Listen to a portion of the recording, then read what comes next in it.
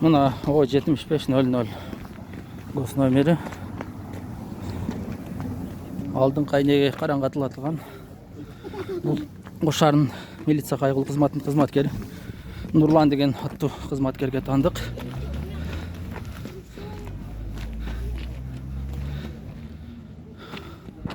Мұндайларға мыйзам барына бірдей дейді. Балық башынан сасет болып. Мына жол ережесін өзі бұзып, тоқтатқан жерін қараңыздар.